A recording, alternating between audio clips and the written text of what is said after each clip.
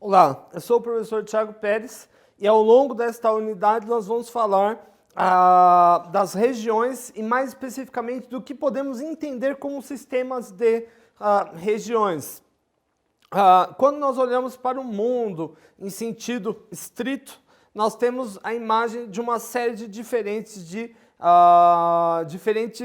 divisões de circunscrições geográficas. Nós vamos ter, por exemplo, o nível municipal, e no Brasil existem mais de 5.000 municípios, unidades federativas, nesse caso o Brasil dispõe de 27, países, continentes, blocos, mas para nós definirmos de forma mais integrativa, de forma mais didática, o que vem a ser o sistema de regiões, nós temos que fazer também um apanhado de outros construtos próprios da economia regional urbana, como, por exemplo, território, dentre outros.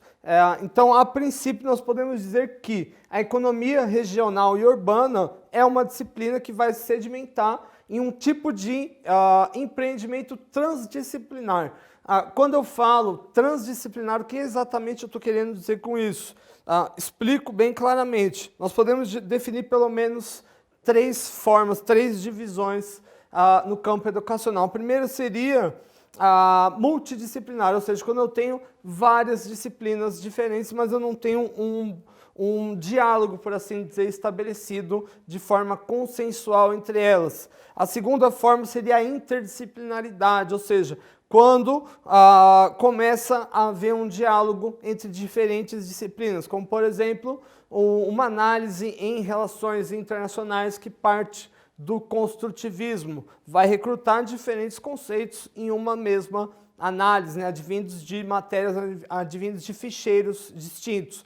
O terceiro tipo vai se referir à lógica transdisciplinar. Na lógica transdisciplinar, não só existe um diálogo entre diferentes conteúdos, mas também novas disciplinas, novos conteúdos, novos ficheiros, novas matérias são geradas. Então, nós podemos dizer que a economia regional e urbana não é só um desdobramento da economia em sentido estricto, ao contrário, ela é um movimento transdisciplinar, ela mesma, né? O que denota que a mesma se constitui da soma de interações de muitos campos científicos diferentes, como, por exemplo, a ciência política, o direito, as relações internacionais, a geografia política, os direitos humanos, dentre muitos outros, além de vários campos distintos da economia, como a economia neoclássica, a econometria, a economia das séries temporais, dentre muitos outros, né? Então, o primeiro ponto, tenho certeza, para nós definirmos aquilo que nós entendemos como sistema de regiões, é definirmos o que é território. E, apesar desse ser um conceito central de economia regional e urbana, não existe um único consenso, um único arcabouço, um único cabedal que consiga de forma consensual traçar uma definição nesse sentido. Por isso vou apresentar algumas que são dominantes e que geralmente são mais facilmente aceitas, pelo menos no campo acadêmico, nesse diálogo transdisciplinar evidente entre economia e ciência política. Bom, então a primeira vai entender como uma espécie de um substrato espacial, nesse caso um cenário de forças, rede ou teia de relações interpessoais. Ou seja, aqui não se está se considerando apenas o recorte, a circunscrição geográfica em sentido estricto, mas a forma como a sociedade, o povo, os indivíduos, a somatória deles de forma geral, vão se relacionar com esse âmbito. Por exemplo, se nós fizermos um breve comparativo entre o território brasileiro e o território inglês, quais seriam diferenças dentro dessas teias de relações interpessoais? Uma que vai sobressair de forma bem saliente é a questão da linguagem. A linguagem, indubitavelmente, vai ser distinta. Num país de língua inglesa se fala inglês e no Brasil se fala português.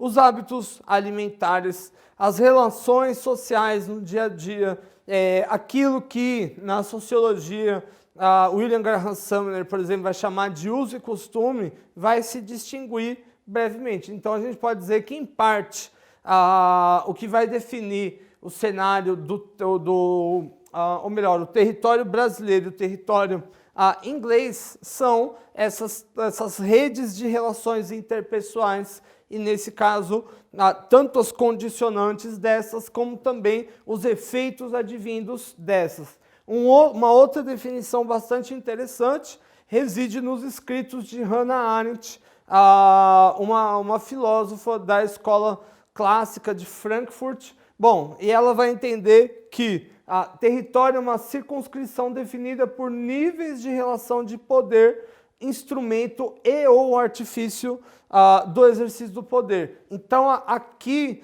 não só ela vai se realçar essa questão de uma existência de uma teia de relação de poder, ou melhor, uma teia de relações interpessoais, mas também se pauta a questão do poder. E o poder é, de alguma forma, uma capacidade de exercer mando, de submeter um terceiro, por assim dizer. Então, o território, para Hannah Arendt, vai existir por consequência das relações de poder, e ele mesmo é um instrumento da efetivação desse mesmo poder. Uma outra leitura, ao meu ver, bastante interessante e de um teórico anterior, um dos pais da sociologia, é Herbert Spencer, né? Herbert Spencer vai entender que a sociedade ela é um tipo de organismo, organismo que eu digo no sentido biológico mesmo. Conceito estendido por Hetzel, a lógica do Estado. Então, para o Herbert Spencer, o que vai definir um território, um país, uma unidade, é a forma como esse organismo se constitui, a forma como esse organismo se relaciona, né? Em sentido conceitual, Estado e território, eles vão ser, na verdade, dentro dessa leitura do Herbert Spencer, duas leituras indissociáveis, ou seja, não dá para falar de Estado sem território e não dá para falar de território sem falar de Estado, né? O território, então, ele vai ser uma unidade, ele vai ser essa soma de relações interpessoais, enquanto que o Estado ele vai ser a materialização, a positivação desse arcabouço, desse instrumento de poder da qual fala também a Hannah Arendt. Considerando esse escopo, que o Estado, de um lado, é uma lógica imediata, ou seja, ele se trava no nosso cotidiano, ele não é apenas uma ficção jurídica, e que ele vai se definir por um território. O Estado brasileiro, por exemplo, onde ele se localiza? Na América do Sul. A China, onde se localiza? No continente asiático, e por aí vai. Então, ou seja, não existe Estado desassociado da existência de um território. Então, o território, no âmbito da filosofia, ele pode ser entendido como um recorte geográfico, ou seja, de novo, uma circunscrição que se mantém simbolicamente perceptível, ou seja, ele está na lógica das pessoas, ele não é uma ficção desconhecida, e essa percepção é mais ou menos estável, como, por exemplo, as fronteiras do território brasileiro. Há 500 anos, ou melhor, há 500 anos ele foi descoberto, mas pelo menos nos últimos 100 anos elas se tornaram muito perceptíveis e estáveis, né?